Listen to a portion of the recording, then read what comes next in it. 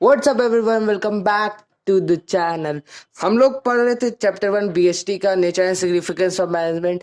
और ये last video है। लास्ट वीडियो में मैं कोऑर्डिनेशन और उसके फंक्शन और इम्पोर्टेंस को डिस्कस करने वाला हूँ।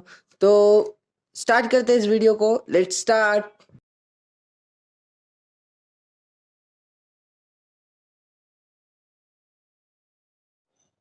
कोऑर्डिनेशन होता क्या है? अब देखो, हम लोगों ने लास्ट वीडियो में पढ़ा था कि फंक्शंस ऑफ मैनेजमेंट क्या क्या है। Planning, organising, staffing, directing and controlling. उस वीडियो में मैंने बताया था कि सीरीज से जैसे मैंने आपको लिखाया था कि प्लानिंग पहले होगा, फिर स्टाफिंग, ऑर्गेनाइजिंग स्टाफिंग होगा, फिर डायरेक्टिंग कंट्रोलिंग होगा। उसको याद रखने का तरीका मैं इस वीडियो में बताना भूल गया था, तो अभी याद कर ले। आपको याद रखना है पोस्ट डीसी। पोस्ट डीसी आपको याद रखना है। Planning, organising, staffing, directing and controlling.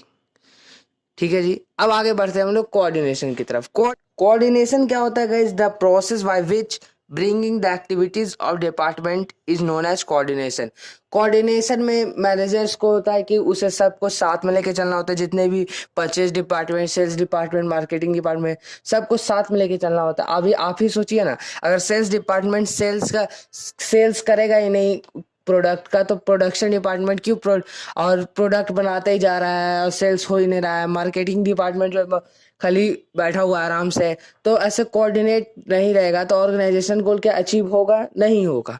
तो इसी को coordination is essential essence of management. Coordination function नहीं है, लेकिन ये इसेंस है मैनेजमेंट का।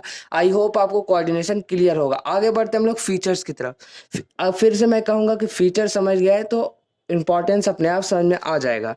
पहला फीचर है it integrates group efforts. Integrates मतलब क्या होता है गाइस? जोड़ना।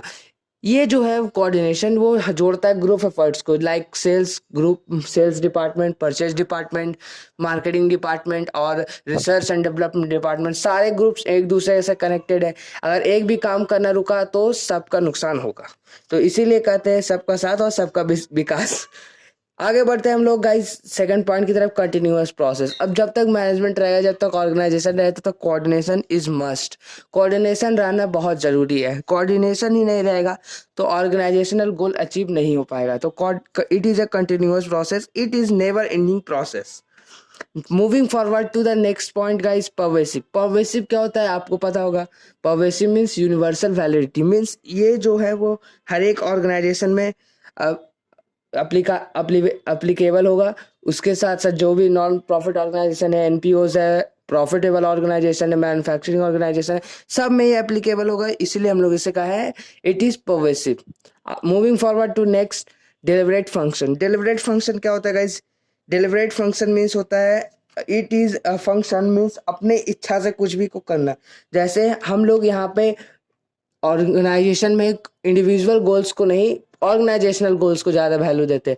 सारे जो ऑब्जेक्टिव्स होते हैं इंडिविजुअल गोल का, उसका मेन एम कौन सा होता है? ऑर्गेनाइजेशन गोल को अचीव करना, ना कि इंडिविजुअल गोल को अचीव करना। तो मैं coordination have to perform individual can not be integrated. मतलब इंटीग्रेटेड मीन्स यहाँ पे हो जाएगा कि सबको एक साथ एक ही इच्छा में, एक ही डायरेक्शन में काम करना है, ना कि सबका अलग अलग गोल है कि हमको बस आना है, काम करना है, चल जाना। नहीं, सबका ऑर्गेनाइजेशनल गोल के प्रति होना चाहिए गोल, और सबका साथ और सबका विकास। आगे बढ़ते एक पॉइंट और है guys, responsibility of managers. Responsibility of all manager. जितने भी मैनेजर्स होते हैं सेल्स के, परचेज के, रिसर्च एंड डेवलपमेंट और डिपार्टमेंट्स के जितने भी मैनेजर्स होते हैं, इन सब का काम होता है ये कोऑर्डिनेशन जो है वो सारे डिपार्टमेंट से बने होने चाहिए, क्योंकि कोऑर्डिनेशन से ही ऑर्गेनाइजेशन चलता है। तो अब हम लोग देखते हैं इंपॉर्टेंस। आई होप आपको फीचर्स क्लियर होगा।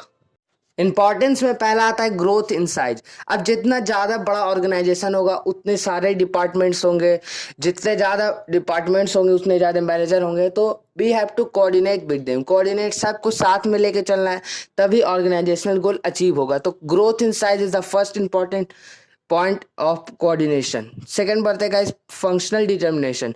फंक्शनल डिफरेंशिएशन मीन्स यहाँ पे हो जाएगा वही बात कि हम लोग बात करते हैं अगर कोई पर्सनल डिपार्टमेंट की, लाइक सेल्स डिपार्टमेंट और परचेज डिपार्टमेंट, तो यहाँ पे फंक्शनल डिटर्मिनेशन हो सकता है कि वहाँ पे परचेज डिपार्टमेंट काम कर रहा है, सेल्स डिपार्टमेंट काम नहीं कर रहा है।